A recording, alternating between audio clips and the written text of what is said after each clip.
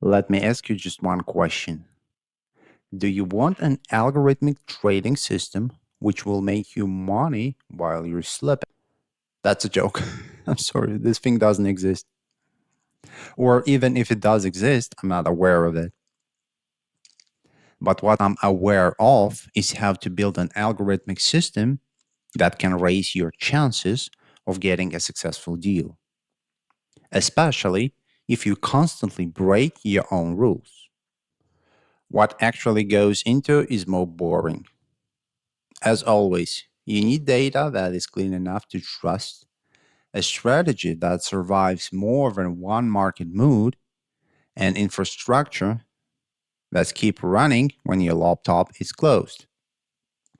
And you definitely need to have a good infrastructure, a fast one, especially if you're planning to trade high frequency trading. All right, so let's talk serious, straight to the main. A clear path, how to start. You have to pick your favorite IDE.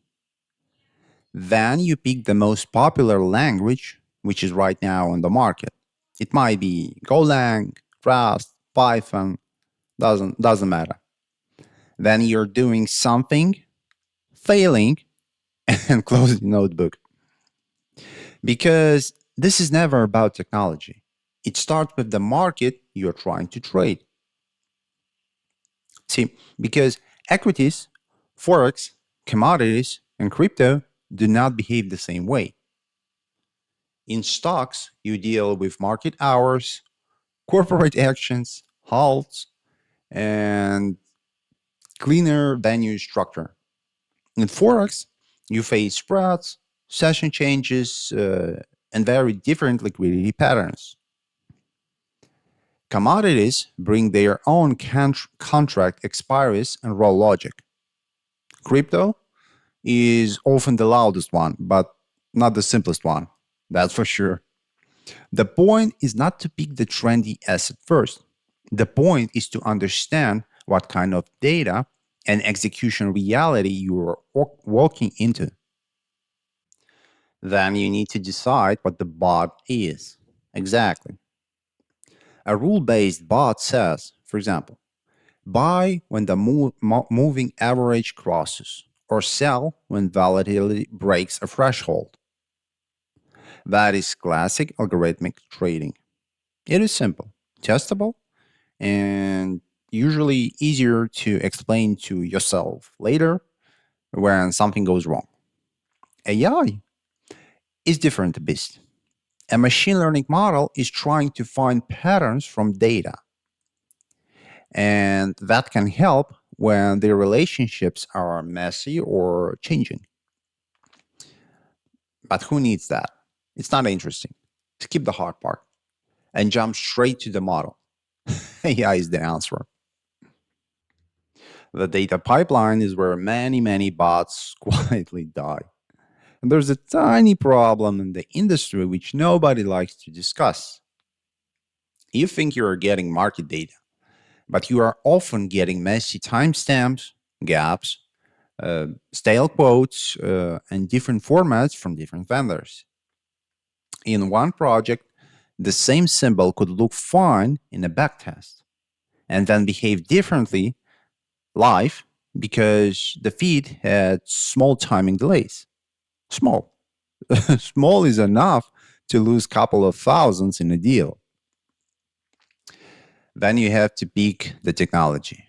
Rust, Python, PostgreSQL, whatever SQL, Docker, AWS. Like, this is the most important thing. The stack matters less than the discipline. You need to know where every number came from, how it was cleaned, and whether the live feed matches the test feed. And here goes this tiny problem I mentioned before. Project managers, software developers, they are not market traders. They do not have your expertise. They do not have your ideas. They do not know what did you understood watching on a charts daily. Even if you will create the most descriptive technical specification, people are still people. They will implement the system the way they understood it. And you will be lucky if that pipeline would hit your initial idea. Surely, in that case, you have a magic protective phrase. We will backtest it. Fine. Backtest what? Exactly. On what data, with what slippage, with what fees. This is the problematic as old as software business exists. Someone proves a demo on the perfect path. Then the real system meets noise, retries, delays, and edge cases. The trading version is worse because the market does not care about your charts look beautiful before. A bot can appear profitable on paper and still be wrong in the live conditions. What I mean is that back testing itself is not enough. And I'm saying that carefully. You need work forward testing because markets change and a strategy can look strong only in one historical slice. You need forward testing on a paper or with some tiny size because live execution exposes issues that a local notebook never will. And you need here stress testing, bad spreads, uh, thin liquidity, bad fills, and sudden volatility. The uncomfortable part is that the more realistic your test gets, the less pretty the results often look. It is telling you where the bot breaks before money actually is involved. And here's the architecture selection. Obviously, you need it if you're serious about this one, because you cannot put the entire market into one script. There is a research layer, usually where you explore signals in Python or notebooks. Then there is a data ingestion layer, which can pull from broker APIs, market data vendors, or internal feeds. Then execution, which handles order placement, retries, and exchange responses. After that, you need monitoring, logs, alerts, trade reconciliation, and a way to see whether the live system is doing what the research said it would do. Skip this, and later you will wonder why you cannot explain a bad trade. You simply cannot fix what you cannot observe. Latency only becomes visible when you trade something real. On a chart, 200 milliseconds sounds tiny. In execution, it can be enough to change the feel, especially in the fast or thin markets. That is why people use QEs, background workers, and event driven systems instead of one giant request chain. And sometimes they add WebSockets, sometimes scheduled jobs, sometimes a separate execution service. It depends on the asset class and the broker. There is no some clean universal setup. Each part is individual. Each bot is individual and have to feed its own market structure. And then there is a part most people do not want to talk about. The bot can be technically correct and still be a bad idea to run. I mean, compliance, broker rules, tax treatment, and simple human supervision. I will come back to that because it changes the whole design. Most retail traders overestimate AI here. They think machine learning means the bot will discover something human traders missed. Sometimes actually it does help. Often it just learns the noise very quickly. Well, traditional strategies are still useful because they are easier to inspect. AI AI itself is better when the pattern is too messy for a clean rule, or when you have enough historical data and strong controls. The mistake I see is using AI as decoration. A mediocre strategy does not become smart because you wrapped it in a neural net. In the end, all this will become harder to debug, and that's it. The development process is iterative in a very specific way. You build a narrow strategy, you test it, you see where the assumptions fail, then you change the data or the features or the execution rules. That cycles matter more than any single model choice. Just use better data, you just use better data contract and cleaner handoff between services. Trading is similar. The gap between idea and live good results is often in the plumbing. I used to think the hard part was strategy design. Actually, let me back up. Strategy design is hard. Yes, I agree. But the harder part is keeping the system honest after it starts making money or losing money or just drifting. I don't know. Because then emotions enter. See, you start changing parameters too quickly. I don't know. You override signals, then you blame the broker, blame the data. A live bot needs a human who can stay boring. Someone who checks logs, review exceptions, and does not touch the system every time the market feels strange. Well, the biggest problem is still the problem of trust. And there's testing, the hardest part.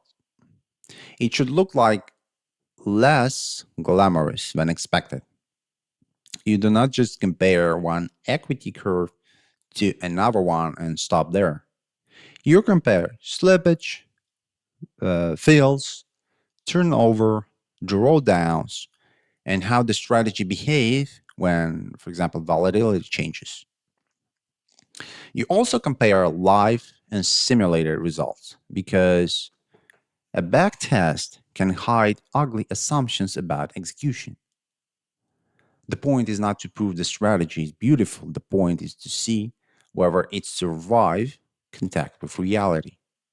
While I've been preparing the material, I discovered that around 58% of US retail investors reportedly flock to AI tools. Reportedly. That matters because interest does not mean competence. It can mean curiosity, hype, fear, all mixed together. And I think that same pattern shows up in trading bots. Uh, what I mean, people see the word AI and they assume the system is smarter than it actually is. They do not ask what data it uses, how often it updates, or what happens when the market changes character. That is how you end up with a very, very expensive toy. And not to mention that there is also a legal side, and it's not optional.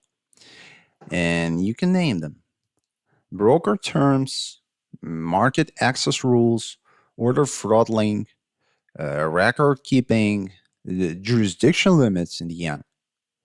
Retail traders often ignore this because it feels so unexciting, but it affects what you are allowed to automate and how aggressively you can do it.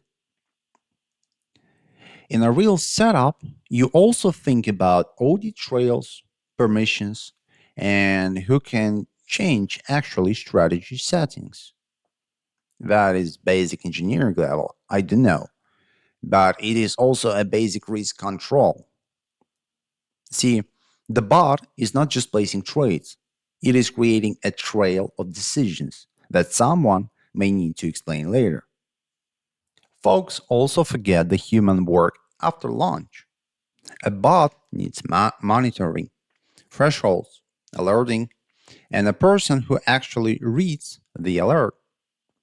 Slack channel is full of annoying warnings. Will Everyone will get used to it and will ignore them. That's the reality. That is a bad state actually. You want a small number of signals that means something, and it shouldn't be a wall of noise. And honestly, that human part is not a weakness actually. The ethical part is not abstract either. When algorithmic trading spreads, it can improve liquidity in some places and concentrate pressure in others. It can also amplify bad behavior when a lot of systems chase the same signal at the same time. I'm not saying every bot is harmful. I'm saying the design choices have consequences beyond one trader account.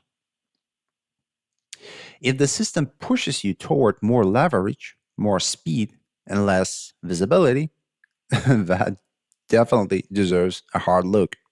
People want the bot to make decisions for them. It will make for sure, but you may not like it. Then they ignore the fact that every strategy still encodes assumptions from a human. What time frames matters? What, I don't know, risk is acceptable? What assets are excluded? What to do during a halt or some major news event? There are so much variables here. Those are judgment calls actually. The software just make them repeatable. That is why good engineering matters here. You are not only writing code, you are translating a trading idea into a system that can survive messy reality, well, at least 51% successfully. Actually, the hardest mistake is often invisible. The bot can be profitable and still built on weak assumptions. That is the kind of problem that sits there quietly until the market changes. And you don't confuse automation with understanding. You can connect to a broker, run a notebook, maybe even call an LLM, and then think the system is mature. Right? But maturity looks different. It looks like version code, uh, reproducible tests, clear deployment steps, rollback plans, and logs that make sense even at, I don't know, even at 2 a.m. morning. I do understand that is not exciting. That's a routine, definitely. And on the infrastructure side, you usually want separation. You need microservices. Research should not live in the same place as execution logic. A model experiment can be messy. Production should be stricter. That is where containerization, CI/CD, access control, and environment parity becomes useful. Not because they sound advanced, but because they reduce your technical surprises. I have seen this many, many times. Small architecture decision saves weeks later, especially when a strategy needs to be revised without breaking the live system. A real system is data discipline, execution discipline, testing discipline, and the last one, how it's called, oh yeah, human discipline. The code is only one piece. If it doesn't make you money while you're sleeping, I'm sorry. This is the way life is. That is why most useful builders do not start by asking, can I make the model prediction price? They ask, can I trust the data? Can I explain the trade? And can I keep this thing honest when the market stops behaving? That question changes everything. It changes the stack, the testing, the compliance work, even the idea whether AI belongs in the design at all. I would be careful with the word success here. In trading, success is often not a brilliant model. It is a system that survives long enough to be reviewed honestly. That means you keep the research reproducible, the execution observable, and obviously the human involved. The bot is not the product by itself. I would say the operating process is the part of the product. And one more thing missed. The best trading teams spend time on what is easy to ignore. Data quality checks. Yeah. Broker reconciliation, alert, fatigue, position limits, and the exact moment a strategy should stop trading. It's not glamorous. It's not glamorous, I don't know. But it is where serious systems become manageable. So, when someone tells you they are building an AI trading bot, I would ask a simple question. What is the data source? What is the execution path? And what happens when the assumption break? That answer tells you more than the model name ever will. And if you want to think about this like an engineer, not a hype cycle, start here. Data first, execution second, testing third. Then ask whether AI adds anything at all. Maybe it's simply not useful here, and some rule trading system would be more than enough. From the other hand, sometimes it will. So next time you see a trading bot video, notice the part they skip instead. So if you're just looking at the market through pure code, look at how the data actually flows, how trades feel, and what goes wrong around the edges. The next time you build something like this, focus on the entire system that supports the signal, not just the signal itself.